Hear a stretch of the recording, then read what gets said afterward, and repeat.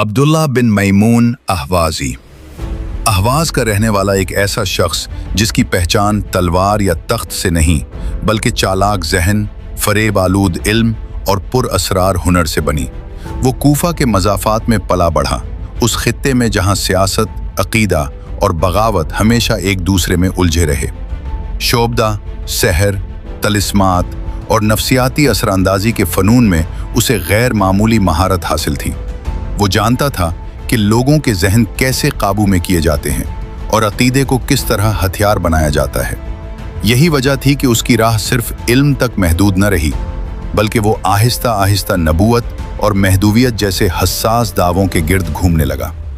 एक अरसे तक वो हज़रत इमाम जाफ़र सादिक की मजलिस में आता जाता रहा और उनके साहबजादे इस्माइल के करीब भी रहा। इस कुर्बत ने उसे एक ख़ास पहचान दी, एक ऐसा पर्दा जिसके पीछे वो अपने असल अज़ाइम छुपाए रखता था। इस्माइल की वफ़ात के बाद उसने रुख मोहम्मद बिन इस्माइल की तरफ किया और ख़ुद को उनके हल्क़ाए असर में शामिल कर लिया। जब हालात ने करवट बदली तो अब्दुल्लाह बिन मैमून मोहम्मद बिन इस्माइल के साथ मिस्र जा पहुंचा। ये सफ़र महज जोग्राफियाई न था, बल्कि एक नए नज़रियाती मंसूबे की बुनियाद था। मगर वक्त ने यहाँ भी मोहलत न दी और मोहम्मद बिन इस्माइल की वफ़ात के बाद अब्दुल्ला ने फ़ौरन अगला कदम उठाया। उसने मोहम्मद के ग़ुलाम मुबारक नामी शख्स को कूफा रवाना किया। मकसद वाज़ेह था, लोगों को इस्माइली अक़ीदे की तरफ बुलाना, खामोशी से, तदरीज के साथ, बग़ैर किसी हंगामे के। मुबारक कूफा में एक दाई के तौर पर सरगर्म रहा और बरसों तक इसी शहर में इस नज़रिए की आबियारी करता रहा। दूसरी तरफ अब्दुल्लाह बिन मैमून खुद पहले कोहिस्तान इराक़ की तरफ गया, फिर शहर हरा का रुख किया। ये वो इलाके थे जहाँ मरकज़ी खिलाफत की गिरफ्त कमज़ोर थी और नए ख़यालात के पनपने के इम्कानात ज़्यादा। यहाँ उसने खामोश मगर मुनज़्ज़म अंदाज में इस्माइली फ़िक्र की इशाअत शुरू की, लोगों के शुबहात को सवालों में बदला और सवालों को अक़ीदे की शक्ल देने की कोशिश की। यूं अब्दुल्लाह बिन मैमून अहवाज़ी सिर्फ एक शख्स न रहा, बल्कि एक सोच, एक मंसूबा और एक ज़ेरे ज़मीन तहरीक की अलामत बनता चला गया। ऐसी तहरीक जिसके असरात आने वाले वक्त में कहीं ज़्यादा गहरे होने वाले थे। इस मकाम पर यह इख्तलाफ वाज़ेह करना नागुज़ीर हो जाता है, क्योंकि यही वो दरार है जहाँ से बाद की पूरी तारीख़ ने नई शक्ल इख्तियार की। यहाँ इस्माइलिया और शिया असना अशरिया के दरमियान इख्तिलाफ़ इमामत की वो बुनियाद रखी गई जिसने महज फ़क़ही नहीं बल्कि फ़िक्री और सियासी समतें भी जुदा कर दी। हज़रत इमाम जाफ़र सादिक के दो साहबजादे थे, बड़े बेटे इस्माइल और दूसरे मूसा बिन जाफ़र, जो तारीख़ में इमाम मूसा काज़िम के नाम से मारूफ हुए। इस्माइल अपने वालिद की हयात ही में वफ़ात पा गए। यही वो नुक्ता था जहाँ सवाल ने जन्म लिया और सवाल ने इख्तिलाफ को जन्म दिया। शिया असना अशरिया के नज़दीक इमाम जाफ़र सादिक के बाद इमामत इमाम मूसा काज़िम को मुंतकिल हुई। फिर उन्हीं की नस्ल से 12 इमामों का वो सिलसिला मुकम्मल होता है जिस पर असना अशरी अक़ीदा कायम है। उनके नज़दीक इमामत एक जिंदा, मौजूद और मुसलसल तसलसल है, जो एक इमाम की वफ़ात के बाद ही अगले इमाम को मुंतकिल होती है। लेकिन इस्माइलिया इस तसलसल को एक मुख्तलिफ ज़ाविये से देखते हैं। उनके नज़दीक इमाम जाफ़र सादिक के बाद बरहक इमाम इस्माइल थे, ख़्वाह उनकी वफ़ात वालिद की ज़िंदगी में ही क्यों न हो चुकी हो।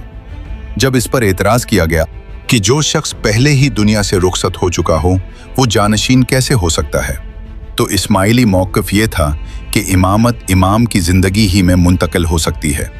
उनके नज़दीक इमामत महज ज़ाहिरी हयात की मोहताज नहीं बल्कि एक बातनी मनसब है। इसी बुनियाद पर इस्माइलिया इस्माइल के बाद उनके साहबजादे मोहम्मद बिन इस्माइल को इमाम बरहक तस्लीम करते हैं और इमाम मूसा काज़िम की इमामत के कायल नहीं। यूं ये इख्तलाफ महज शख्सियात का न रहा बल्कि इमामत की तारीफ़ और उसके तरीक़े इंतकाल पर आकर ठहर गया। इसी फ़िक्री खला और इख्तलाफी फ़ज़ा में अब्दुल्लाह बिन मैमून अहवाज़ी जैसे किरदार उभरे। इब्तिदा में वो खालिस इस्माइली अक़ीदे की दावत देता रहा, लोगों को खामोशी से, मरहलावार और मखसूस दायरे में इस फ़िक्र से रोशनास कराता रहा। मगर वक्त के साथ इसकी दावत में तब्दीली आने लगी। उसने इस मसलक में ऐसी तरमीमात दाखिल करना शुरू की जिनमें इल्हाद, इबहाम और ज़िंदक़ा के असरात नुमायां होते चले गए। रफ्ता रफ्ता ये तब्दीली सिर्फ नज़रिए तक महदूद न रही, अब्दुल्लाह बिन मैमून ने एक कदम और आगे बढ़ाया और फिर अपनी नबूवत और महदूवियत का ऐलान करने लगा।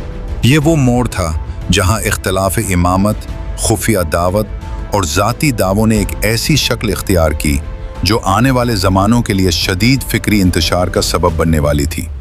आम तौर पर मशहूर यही किया जाता है कि अब्दुल्लाह बिन मैमून ही बातिनी फ़िरक़े का बानी था, लेकिन कदीम तारीख़ी बयानिए इस राय को मुकम्मल तौर पर दुरुस्त नहीं मानते।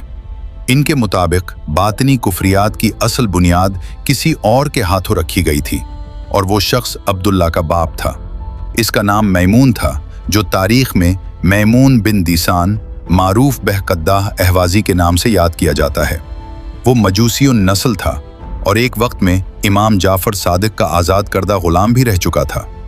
मगर इन रिवायात के मुताबिक वो पर्दे के पीछे इस्लाम का सख्त तरीन दुश्मन था, ऐसा दुश्मन जो तलवार नहीं बल्कि फ़िक्र और फ़रेब को हथियार बनाता है। जब किसी जुर्म के इल्ज़ाम में उसे वालिय इराक़ ने कैद कर दिया तो इसी कैद खाने में उसके जहन में एक ख़तरनाक अज़्म ने जन्म लिया। उसने फैसला कर लिया कि जिस तरह पुलिस ने मसीहियत में तहरीफ और आमेज़िश करके उसकी असल सूरत बदल दी थी, इसी तरह वो इस्लाम में भी इल्हाद और ज़िंदक़ा के जरासीम दाखिल करके उसकी बुनियादों को खोखला करेगा। कहा जाता है कि क़ैद ही के दौरान उसने बातनी मसलक के बुनियादी उसूल वज़ा किए। ये वो अफ़कार थे जो ज़ाहिर के पर्दे में बातिन को मुतलक इख्तियार देते थे और शरीयत के वाज़ेह अहकाम को खुफिया मानी में तहलील करने की राह हमवार करते थे। कैद से रिहाई के बाद मैमून ने अपने इस मंसूबे को अमली शक्ल देने का फैसला किया। उसने अपने बेटे अब्दुल्लाह बिन मैमून को पहले शुबदाबाजी, चर्ब ज़बानी और ढटाई की तरबियत दी और फिर आहिस्ता आहिस्ता अपने मुल्हिदाना नज़रियात उसके जहन में उतारने लगा। इससे पहले अब्दुल्लाह बज़ाहिर इस्लाम कबूल कर चुका था और इस्माइली मजहब इख्तियार किए हुए था, मगर बाप के असर में आकर उसने इस मसलक को तर्क कर दिया और मैमून के वज़ा करदा बातनी तरीक़े को अपना लिया। यूं अब्दुल्लाह बिन मैमून ने बातनी मसलक की दावत व तबलीग शुरू की। इब्तिदा में उसने अपने पैरोकारों को बाप की निस्बत से मैमूनिया कहा, मगर रफ्ता रफ्ता ये जमात बातनिया के नाम से मशहूर हो गई। वक्त के साथ इलाकों के बदलने से नाम भी बदलते गए। इराक में उन्हें करामता और मज़दकिया कहा जाने लगा, जबकि खुरासान में यही लोग मज़दकिया और मुहम्मदिया के नामों से पहचाने गए। बातनी मजहब की इशाअत के लिए अब्दुल्ला ने एक निहायत ज़ीरक, चर्ब ज़ुबान और मौका शनास शख्स खलफ को अपना नायब मुकर्रर किया और उसे खुरासान, तबरिस्तान, बहिस्तान और कुम की तरफ रवाना किया। खलफ ने वहां जाकर मजहब मैमूनिया की दावत दी और लोगों से कहा कि यही अहले बैत का असल मसलक है, जबकि नाम निहाद मुसलमानों ने अपने हाथों से बेशुमार मज़ाहिब घड़ लिए हैं, शरीयत को तकल्लुफ़ात में जकड़ दिया है और ख़ुद को दुनिया की लज्जतों से महरूम कर लिया है। जब अहले सुन्नत के रऊसा को खलफ की इन सरगर्मियों का इल्म हुआ तो उसकी गिरफ्तारी का इरादा किया गया। ये खबर मिलते ही वो रे की तरफ फरार हो गया। वहाँ कुछ अरसा तक वो बिला मुज़ाहिमत अपनी खुफिया सरगर्मियों में मसरूफ़ रहा और बिल आखिर वहीं मौत से हम आगोश हो गया और यूं एक ऐसा बाप बंद हो गया जिसने अपने पीछे सिर्फ एक शख्स की कहानी नहीं छोड़ी, बल्कि एक ऐसे फिक्री सिलसिले की बुनियाद रख दी जो आने वाले वक्त में मज़ीद पेचीदा, खुफिया और मुतनाज़ सूरत इख्तियार करने वाला था। मगर सवाल यहीं ख़त्म नहीं होता। क्या वाकई ये तहरीक यहीं रुक गई थी या फिर उसकी जड़ें अभी ज़मीन के अंदर कहीं और फैल रही थीं? अगले हिस्से में हम जानेंगे कि इस खुफिया फ़िक्र ने कैसे एक मुकम्मल नज़रियाती निज़ाम की शक्ल इख्तियार की और कैसे बातनी तावीलात ने दीन के ज़ाहिरी और बातनी मफाहिम को बदल कर रख दिया। देखिए अगला हिस्सा सिर्फ द कस्टोडियन ऑफ हिस्ट्री पर।